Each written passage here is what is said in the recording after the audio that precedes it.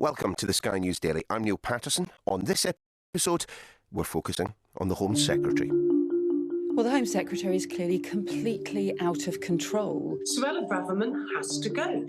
The reason? Well, not her view that we're in the midst of a migration hurricane, not her dream of sending people to Rwanda, not even those comments about banning homeless people from using tents. Instead, it's an article that she's written for The Times.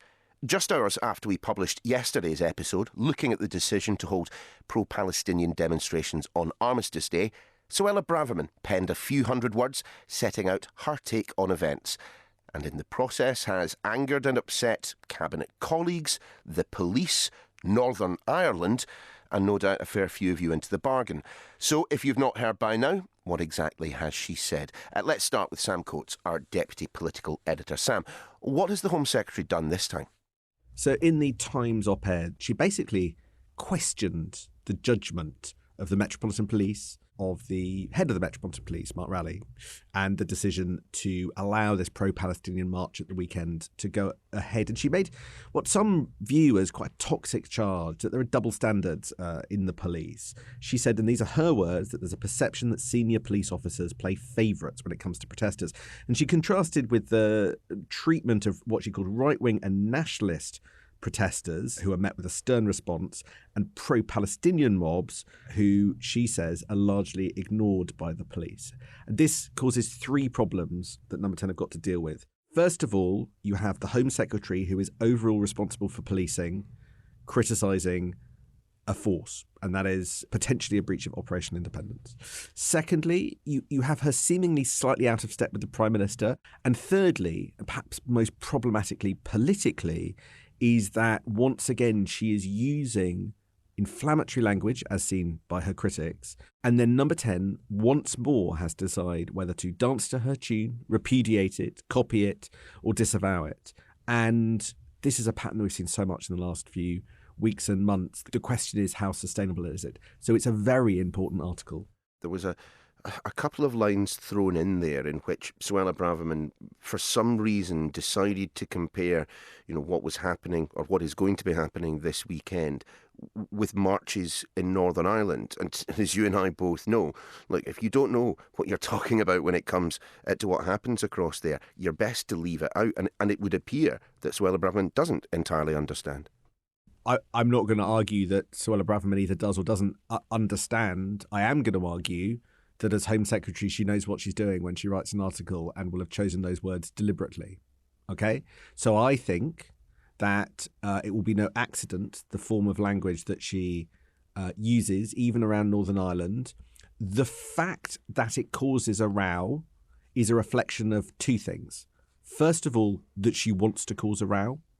And second of all, that there are no votes for Conservatives in Northern Ireland. That is just the brutal electoral truth. I think the interesting question is, one of the subplots of this is Number 10 said they disagreed with some of the language in this article when it was submitted for checking, and Suella Braverman refused to change it or declined to change it. Was the Northern Ireland section one of those bits? Sam, thank you very much. We'll delve more deeply into the politics of it all just a little later. But what of the reaction in Northern Ireland? Our senior Ireland correspondent David Blevins is here just to give us a little bit of context. Before we start, let me just read that one paragraph in the Times article that I think a lot of people where you are have picked up on, to say the least. And it reads thus: "Here we reach the heart of the matter. I do not believe that these marches," and she'd already referred to them as hate marches, "are merely a cry for help for Gaza. They are an assertion of primacy by certain groups, particularly Islamists, of the kind we are more used to seeing in Northern Ireland. Also disturbingly reminiscent of Ulster are the reports that some of Saturday's march group organisers have links to terrorist groups, including Hamas." What were your thoughts when you read that? Where do we even begin? There is a former cabinet minister describing these comments as ignorant and offensive.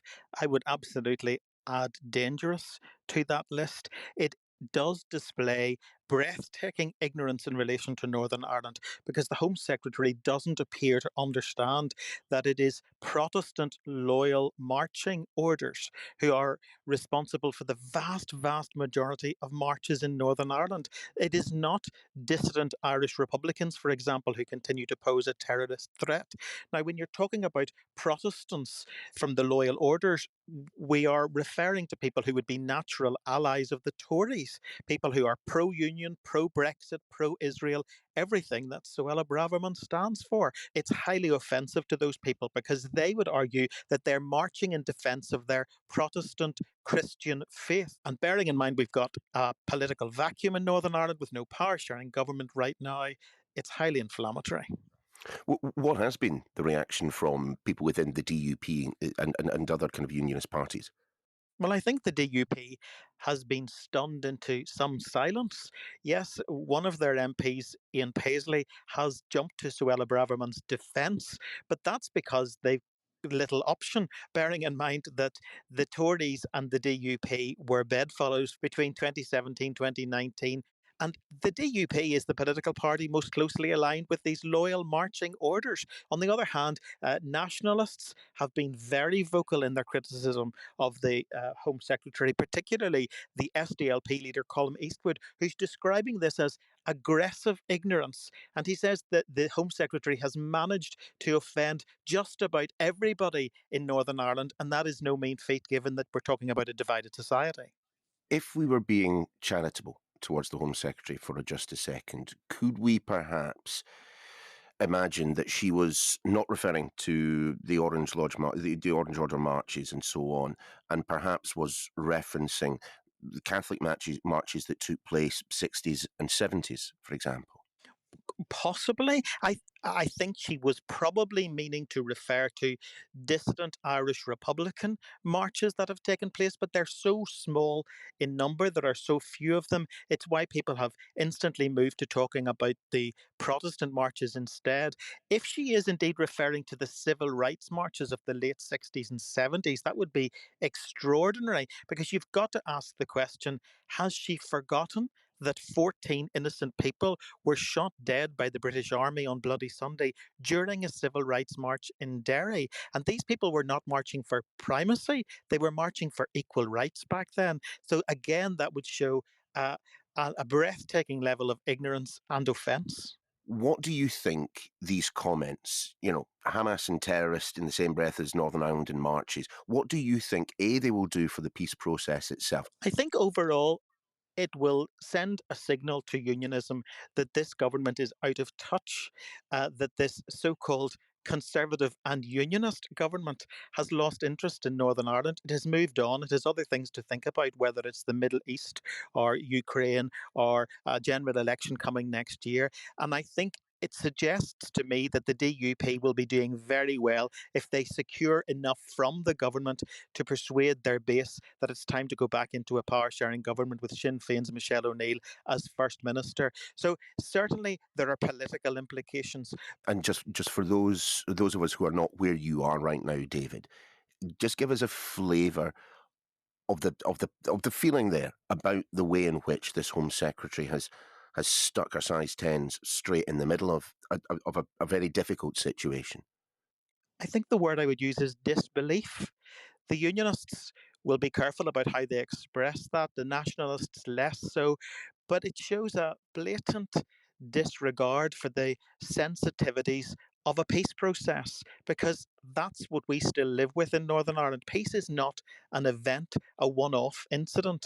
It is a process. The peace is still fragile because reconciliation is painfully slow. And if you're trying to develop reconciliation, again, inflammatory, dangerous language from a British Home Secretary is not what Northern Ireland needs right now. Thank you, David. So what of the police? After all, it was the Met and its commissioner specifically at whom the Home Secretary aimed her ire.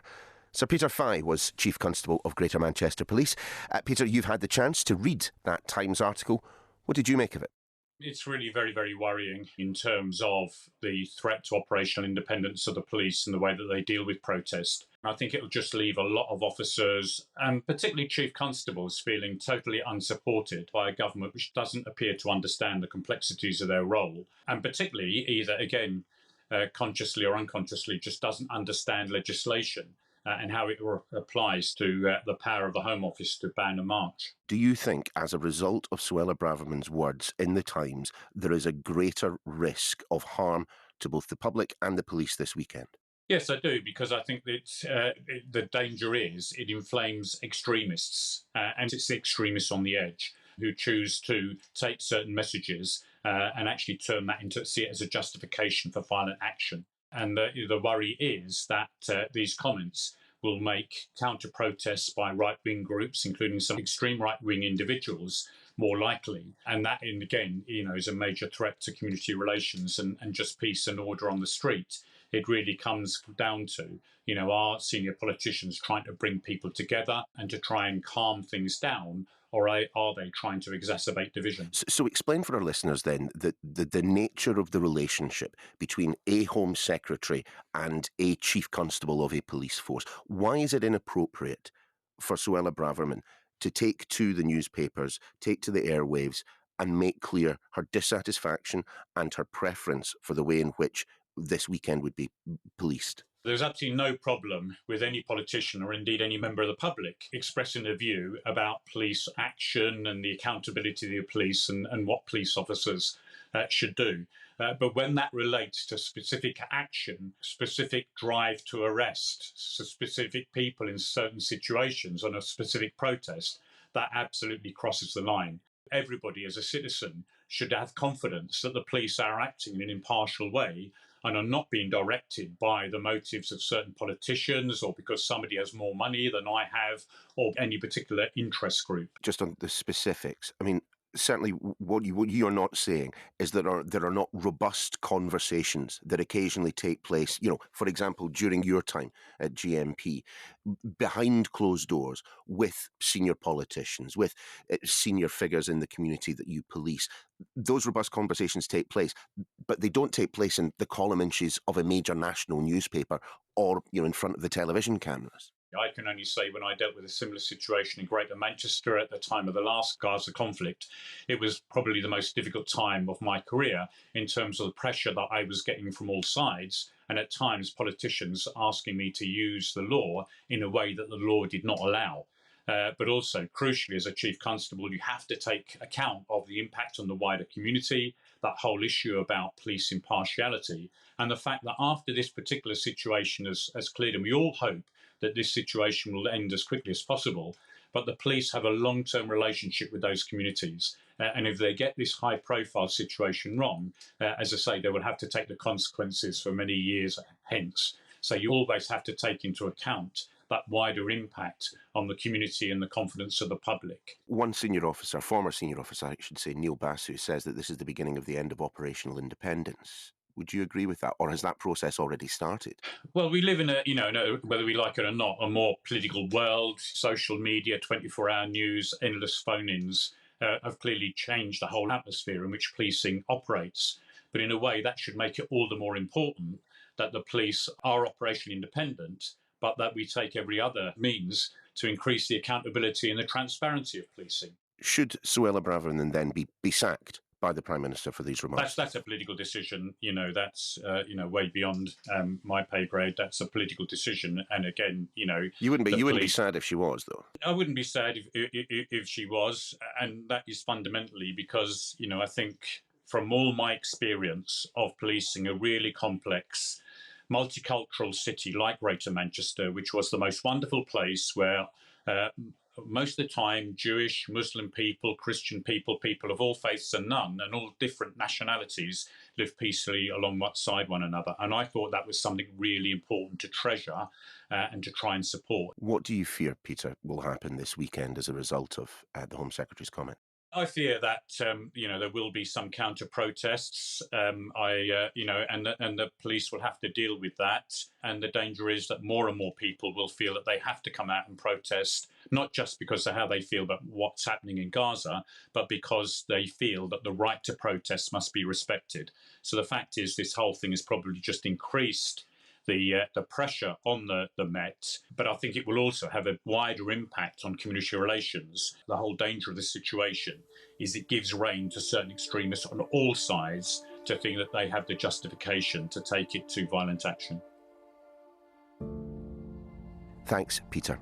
In just a moment, we will reflect on the Home Secretary's ability to speak her mind. Sam Coates returns after this. The fact is, this Home Secretary has form, saying things that play to a section of the electorate, yes, but also to a wing of her party. Take her remarks on immigration. The British people deserve to know which party is serious about stopping the invasion on our southern coast and which party is not. Some 40,000 people have arrived on the south coast this year alone. Well, as Ms Braverman knows well, the majority of those who arrive here in small boats are successful in their asylum claims. And if anything is broken, it's the asylum system, over which the Tories have presided for, just hold on a sec, I've got it written down here, 13 years. The future could bring millions more migrants to these shores, uncontrolled and unmanageable, unless the government they elect next year acts decisively to stop that happening. In fact, so often does she break ranks, you might eventually conclude she was doing so on purpose. Let's bring in our Deputy Political Editor, Sam Coates, once again. I mean, Sam, what is the Home Secretary up to here? It feels to me like the Home Secretary has a sense of her political mortality in Rishi Sunak's government. I think it's no secret that Rishi Sunak does not feel like he's on the same page as her. There's been a growing drumbeat of suggestions that perhaps, just perhaps, finally when this reshuffle that we've talked about for quite a long time comes along, she might actually be a casualty. There's a feeling a few weeks ago maybe she was too strong for that to be the case. I wonder whether post-conference that calculation has been changing, and that's actually the reason why. So look at it from this point of view. Rishi Sunak has woken up to an almighty storm. You know, people in his government are telling him to sack Suella Braverman for the comments, for, you know, looking like she's undermining the police in her brief, which is completely unsustainable. It's yet another moment where she's dominated the agenda with something controversial. If Rishi Sunak took action on the grounds that she'd gone too far in the rhetoric of that article, and, for instance, that march on Saturday got ugly, then there was a jeopardy for Number 10 that they had sacked Suella Braverman, and yet her judgment looked like the right one. There's a question there about making sure that doesn't happen. So instead, it seems to me that Number 10 are trying to mount a different case for the prosecution. They're not engaging with the text so much, saying that they think that her argument is wrong. Instead, they're saying there are bits of inflammatory language. We were showing them. We told her to change it. And because she didn't change it, that's a problem. What happens if the march goes badly on Saturday? Who comes out of this looking better? Who comes out looking worse? I mean, let's be honest, nobody comes out great. I mean, Rishi Sunak has helpfully inhabited almost every position on Wednesday that it's possible to inhabit. First of all, scolding in public the Met Commissioner, but then appearing to retreat somewhat later in the day, whilst being at odds with his Home Secretary, whilst Riley tries to explain his position both in public and in private. In all the meantime, there are communities, the Jewish community, incredibly nervous about what's going on. But there is a logic behind not banning the march, because it then puts more power in the hands of extremists who would ignore any ban anyway, right? I wonder, Niall, whether one of the issues is there isn't just a little bit too much electoral calculation going on in our politicians' mind over how they deal with this unbelievably sensitive and complex issue. Isn't there just a little bit too much trying to eke out political advantage from the handling, from leaning into some of the division rather than more unifying messages? I just wonder whether that isn't the problem. And, well, it'll be for the public to decide. Sam, can we at least say that the Prime Minister's decision to appoint Suella Braverman as his Home Secretary now looks like a bit of a mistake. I'm going to sidestep your question ever so slightly and answer in a slightly different way. Go for it. It is always been striking to me how candid some in Downing Street have been over how Rishi Sunak wasn't allowed to appoint the cabinet that he really wanted because of the circumstances in which he came in, after the chaos of Liz Truss. Felt like he had to balance things, keep a sense of harmony, bind in all the different factions in the Conservative Party with a broad-based cabinet, but not necessarily of his first choices. He might argue what was born out of political necessity, it was still the right call. But the problem that they got in as the sort of time went on is, he's been in a year. He's been in a year and a bit. And they've been waiting for a moment where they feel strong to do something bolder and get their own people in. And it's just striking that moment of strength hasn't turned up. And so, I literally was told, maybe the polls will have narrowed and we'll have done a few bold things and things will be going a bit better and then we can do the reshuffle that we want. Well, I think it speaks volumes that we haven't been at that point. That's a problem, Neil. And it was Suella Braverman's appointment in the first place a problem? Or is everything the problem? I think you have to consider an awful lot of things in the round. That's the most depressing and existential you have ever been in your political analysis, Sam. So on that bombshell, we'll leave it there. Sam Coates, many thanks. That's your lot for this edition of The Daily. We'll see you next time.